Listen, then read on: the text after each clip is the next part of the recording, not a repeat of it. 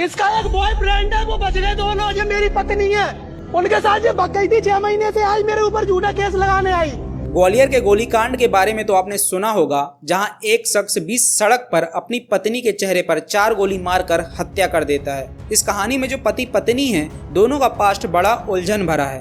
पहले मैं आपको पति के बारे में बताता हूं, जिसका नाम है अरविंद परिहार। अरविंद की जिंदगी में कुल 3 लड़कियां आती हैं। पहली लड़की से वो शादी करता है, जिससे 2 बच्चे होते हैं। शादी के कुछ समय बाद अरविंद अपना गांव छोड़कर ग्वालियर आ जाता है। ग्वालियर में उसकी मुलाकात पूजा परिहार नाम की लड़की से होती है। अरविंद पूजा के साथ रिलेशन में था। उसी बीच सोशल मीडिया के जरिए उसकी मुलाकात नंदिनी से हो जाती है, जिससे वो आगे चलकर शादी करता है।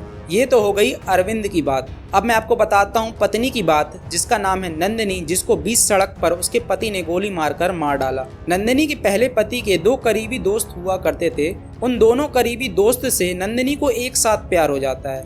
मतलब पति के घर पर रहकर उसी के दोनों करीबी दोस्तों से एक साथ प्यार हो जाता है। पति को जब नंदिनी के इस अफेयर के बारे में पता चलता है, तो वो नंदिनी को डांटता है और दोस्तों से दूर रहने को कहता है, जिस पर नंदिनी अपने बच्चे, पहले पति और दोनों आशिकों को छोड़कर उस शहर से फरार हो जाती है। नए शहर पहुंचकर नंदिनी को एक नए शख्स से प्यार हो जाता है, लेकिन जो 2 पहले आशिक थे, उसमें से दूसरे नंबर वाला आशिक बार बार नंदिनी को परेशान कर रहा था। अब नंदिनी अपने तीसरे नंबर वाले आशिक के साथ मिलकर अपने दूसरे नंबर वाले आशिक को जान से मार डालती है। मर्डर के केस में नंदिनी को 4.5 साल की जेल होती है। जेल से छूटने के बाद अब नंदिनी अपनी नई जिंदगी शुरू करने ग्वालियर पहुंच जाती है। ग्वालियर में सोशल मीडिया के जरिए नंदिनी की मुलाकात अरविंद परिहार से होती है। नंदिनी और अरविंद को एक दूसरे से प्यार होता है और दोनों शादी कर लेते हैं। शादी से पहले दोनों ने अपना पास्ट एक दूसरे से छुपाया था, लेकिन धीरे धीरे दोनों को एक दूसरे के पास्ट के बारे में पता लगने लगता है।